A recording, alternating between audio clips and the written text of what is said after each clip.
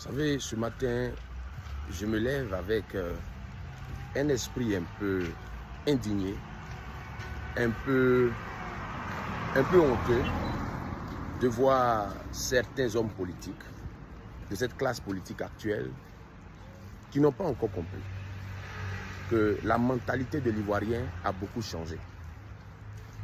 Vous les verrez, après avoir été longtemps absents de la Côte d'Ivoire, venir jouer le guignol.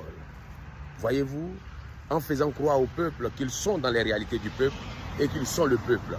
Vous les verrez sur des scènes de meetings en train de s'adonner, n'est-ce pas, au pas des danses de Zoblazo. Vous les verrez en train de danser le Zoblazo.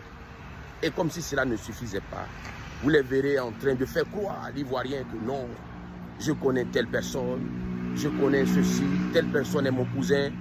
Ils ne vivent, ils n'existent que par l'existence d'autres personnes. L'Ivoirien a aujourd'hui compris. Vous les verrez aujourd'hui en train de venir, n'est-ce pas, sortir des expressions en plein meeting, d'Ibadette.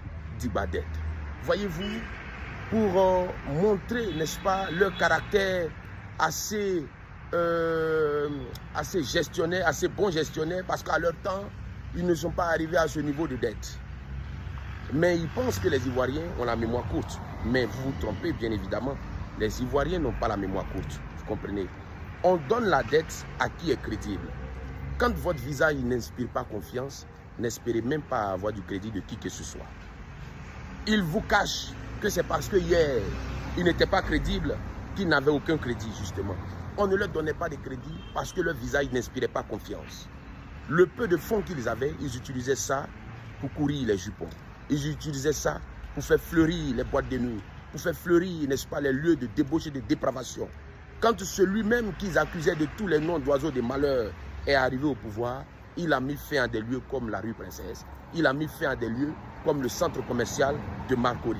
Voyez-vous, ce niveau donc d'éthique, ce niveau donc de moralité, ce niveau donc de mœurs, de respect, de saines mœurs, avec ce président actuel, nous l'avons connu aussi.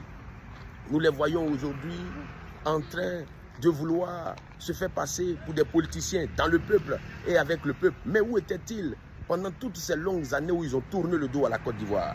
Pendant toutes ces longues années où la Côte d'Ivoire avait besoin de leur expertise, n'est-ce pas, financière, mondiale, où la Côte d'Ivoire avait besoin de leur expertise économique pour pouvoir payer les fonctionnaires, pour pouvoir donner des emplois aux jeunes. Ils n'étaient nulle part.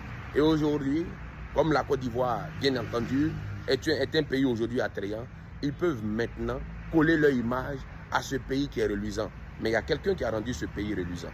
Les Ivoiriens ne sont plus dupes. Cette politique folklorique, cette politique humoristique ne passe plus en Côte d'Ivoire.